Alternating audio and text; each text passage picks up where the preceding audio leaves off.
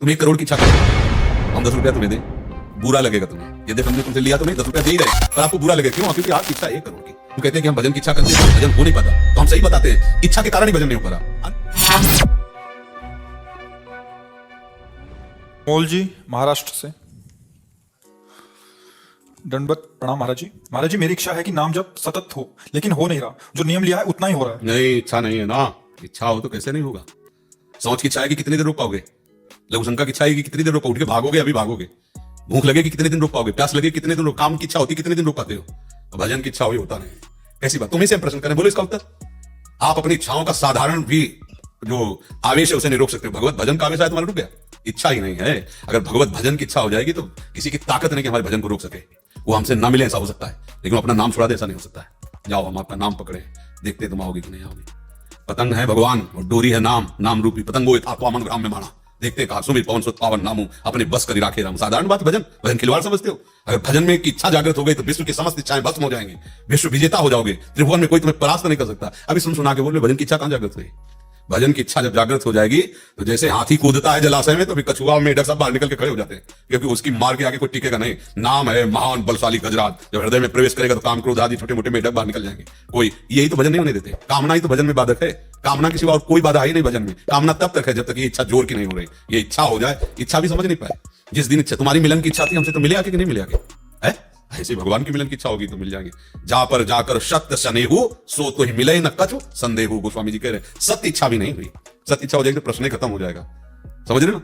अब बताओ कोई गड़बड़ तो भाई, तो घर की जैसी हम बात करते हैं यहाँ है। हाँ बच्चा, सच्ची इच्छा जब प्रकट हो जाती है तो बेचैनी हो जाती है। उसके बिना हम जी नहीं सकते। कोई भी सच्ची इच्छा प्रकट हो जाए, असत की भी सच्ची इच्छा प्रकट हो जाए तो उसके बिना जी नहीं सकते। फिर हम सत्य की इच्छा प्रकट हो गई और भजन नहीं हो रहा, कैसी बात करते हो। ये सब केवल कहने सुनने की बातें। जिस दिन इच्छा प्रकट होगी उसे कुछ नहीं सुनाई देता। जब अवस्था थी खेलने की कूदने की, माँ बाप के प्यार की, तो भजन की इच्छा हुई थी। तब से आज तक लौट के नहीं गए। उस नगरी में नहीं गए, उस देश में उधर प्रवेश नहीं किया, उस क्षेत्र में जहां जन्म हुआ था। बस मरे या जिए, कोई गाली दे या मारे, बच्चा ही थे, मुझे भगवत प्राप्ति करनी। या तो मान लो सानिध्य है, वहां क्या सानिध्य गंगा किनारे कोई नहीं। जो प्रहार दे, गर्मी सर्दी या किसी गाली अपमान का, भूख प्यास का, सब प्रहार सहना, मुझे भगवत प्राप्ति करनी। कोई नहीं रोक पाया। पूरा जीवन उसी यात्रा में। 1-2 वर्ष की बात हुई, पूरा जीवन उसी। हाँ इच्छा हुई थी भजन करेंगे तो वही हो गई इच्छा। इच्छा ने हमारा सब कुछ काम बना दिया, हटा दिया सब जितने प्रपंच से। देखो अब तो साधुओं का समागम है।